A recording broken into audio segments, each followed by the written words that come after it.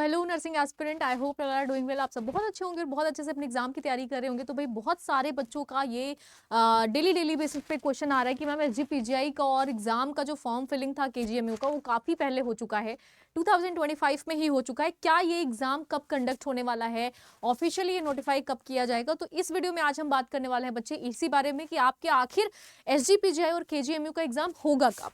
ठीक है, केजीएमयू और एसजीपीजीआई एग्जाम आखिर कब होगा। बहुत सारे बच्चे बहुत ज्यादा वरी करके बैठे हुए हैं, बहुत परेशान है, बहुत पैनिक है।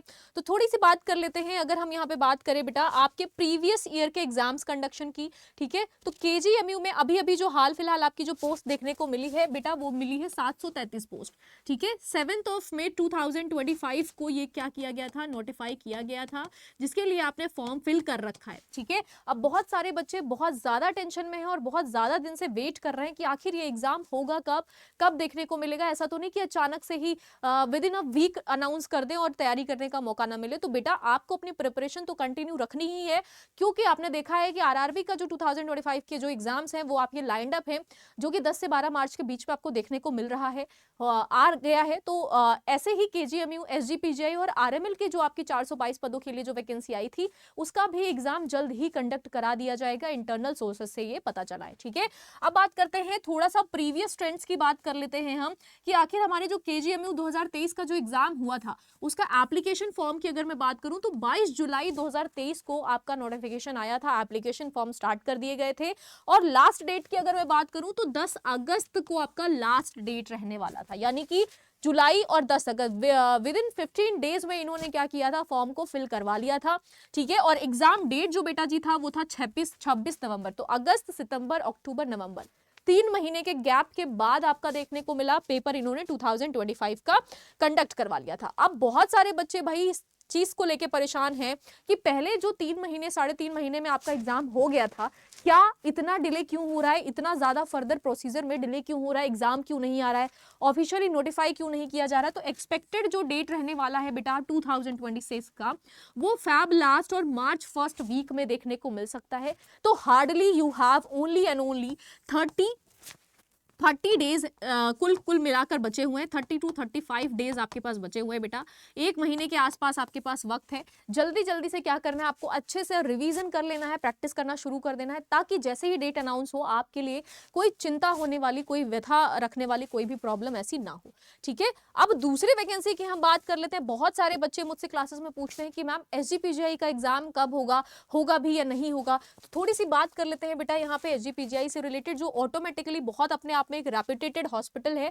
ठीक है, लखनऊ का एक हॉस्पिटल है एसजीपीजीआई, जिसमें 18 जून 2025, 31 जुलाई 2025, ठीक है, जो आपका एप्लीकेशन स्टार्ट हुआ था। ठीक है, अगर मैं एप्लीकेशन की बात करूं तो जो एप्लीकेशन स्टार्ट किया गया था बेटा, वो स्टार्ट कर दिया गया था आपका 18 जून 2025 से लेके, और ये चला कब तक था, 31 जुलाई 2025 तक हुआ था। ठीक है, अब अगर हम अपने प्रीवियस ट्रेंड्स की बात करें, जो हमारा एग्जाम पहले साल इसके पहले हुआ है, ठीक है, तो थोड़ा सा इसके बारे में देख लेते हैं। अब अगर हम प्रीवियस ट्रेंड्स के बारे में बात करें तो एसजीपीजीआई 29 मार्च 2024 को एप्लीकेशन स्टार्ट किया गया था बेटा। फॉर्म जो फिलिंग हुई थी वो फिलिंग 8 जून से 2024 में 8 जून से स्टार्ट कर दी गई थी। ठीक है, नोटिफिकेशन आया था आपका 29 तारीख को। ठीक है बेटा जी, यहाँ पे अगर मैं बात करूं तो नोटिफिकेशन आपका एसजीपीजीआई से रिलेटेड आ गया था। ठीक है, 2024 की बात करूं अगर मैं तो 29 मार्च को, कब आया था, 29 मार्च 2024 में आ गया था।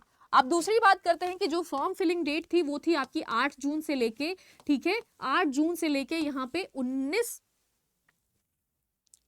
ठीक है जी, हाँ 19 जून तक। ठीक है बेटा, 19 जून तक आपका क्या था, 8 जून से लेके 19 जून तक आपका लास्ट डेट रहने वाला था। When we talk about the exam conducted, कब एग्जाम हुआ था, तो विद इन अ मंथ, ठीक है, 16 जुलाई 2024 को इन्होंने अपना एग्जाम जो है वो कंडक्ट करा दिया था। अब अगर हमारे बच्चे जो है वो 2025 की वैकेंसी जो आपकी आई थी उससे रिलेटेड अगर थोड़ा सा भी परेशान है, पैनिक हो रहे हैं और उनको ये नहीं समझ आ रहा कि आपका एग्जाम कब होने वाला है, तो हियर आई एम अगेन। ठीक है, एग्जाम डेट आपका बेटा अगेन नोटिफाई सून, जल्दी ही आपको बता दिया जाएगा। एक्सपेक्टेशन जो है वो एक्सपेक्टेशन है कि फरवरी मार्च तक, चाहे मैं यहाँ पे एक बार आपको ब्रीफ एक स्ट्रक्चर दे देना चाहती हूँ कि या तो आप, ठीक है जी, या तो बेटा आप स्टेट लेवल के केजीएमयू, ठीक है, केजीएमयू, या फिर आरएमएल राम मनोहर लोहिया, या फिर अगर मैं बात करूं एसजीपीजीआई, ठीक है, SGPGI। तो ये तीनों ही वैकेंसीज जो है आपकी, ठीक है, ये वैकेंसीज आपकी लखनऊ स्टेट की रहने वाली हैं। और इस लखनऊ से ये वाली जो वैकेंसीज हैं, जो भी बच्चे यूपी से तैयारी कर रहे हैं उन बच्चों को बिल्कुल चिंता करने की जरूरत नहीं है। हार्डली आपके पास 2 मंथ्स बचे हुए हैं गिन के, ठीक है, उंगलियों पे गिन कर आपके पास 2 महीने बचे हुए हैं। You should start your preparation from bottom your heart, ठीक है, जितना ज्यादा हो सकता है अच्छे से आप प्रैक्टिस करना स्टार्ट कर दीजिए बेटा। ज्यादा से ज्यादा क्वेश्चंस प्रैक्टिस स्टार्ट कर दीजिए। और आने वाले कमिंग वीक में हम इनसे रिलेटेड एक्सपेक्टेड क्वेश्चंस भी करने वाले हैं। अगर बच्चों को ये नहीं समझ में आ रहा है कि किस टाइप के क्वेश्चन पैटर्न आपके आते हैं, तो मैं आपको बता देना चाहता हूं कि आने वाले जो कमिंग वीक है उसमें हम एक्सपेक्टेड क्वेश्चंस पेपर सॉल्व करने वाले हैं regarding these vacancies. KGMU, RML या फिर एसजीपीजीआई के लिए आप प्रिपेयर कर रहे होंगे, तो आपको मैं यहाँ पे यूट्यूब पे 11 बजे क्या करने वाली हूँ बेटा, यूट्यूब पे 11 बजे मैं आपको एक्सपेक्टेड पेपर कराने वाली हूँ रिगार्डिंग दिस वैकेंसीज, ठीक है। और अगर इससे ज्यादा आप क्या करना चाहते हैं, प्रिपरेशन पे ध्यान रखना चाहते हैं, और जो बच्चे नए हमारे साथ जुड़ना चाहते हैं वो क्या कर सकते हैं बेटा, यहाँ पे आप नर्सिंग अड्डा के साथ जुड़ सकते हो, टाइप कर सकते हो यहाँ पे, ठीक है, यहाँ पे आप टाइप कर सकते हैं नर्सिंग अड्डा 24/7, ठीक है, नर्सिंग अड्डा 247, ठीक है बेटा जी। और इसको जैसे ही आप क्या करते हैं, यहाँ पे एंटर प्लेस करते हैं, कुछ इस तरीके से इंटरफेस आपको देखने को मिलेगा यहाँ पे, ठीक है। यहाँ पे आपको क्या करना है बेटा, यहाँ पे आपको नर्सिंग स्ट्रीम को चूज करना है, ठीक है। नर्सिंग स्ट्रीम को चूज करते ही, ठीक है, करते ही आपको यहाँ पे nursing महापैक, Vande Bharat batch, Dronacharya, BTSC, ठीक है बेटा जी, ये सारे एम्स से रिलेटेड, 9 से 10 से रिलेटेड, आपको विजय 3.0 बैच, ठीक है, योद्धा बैच, ये योद्धा बैच क्या करना है आपको, यहाँ पे देखने को मिलेगा 2099 रुपीज में, जिसपे आप जैसे ही बाय नाउ पे क्लिक करते हैं, एंटर कूपन कोड ऐड करते हैं। यहाँ पे मैं आपको बता देना चाहती हूँ कि कूपन कोड आप YT54 अगर ऐड करके अप्लाई करते हो तो आपको ये अमाउंट जो है वो 1999 में ओनली देखने को मिल सकता है।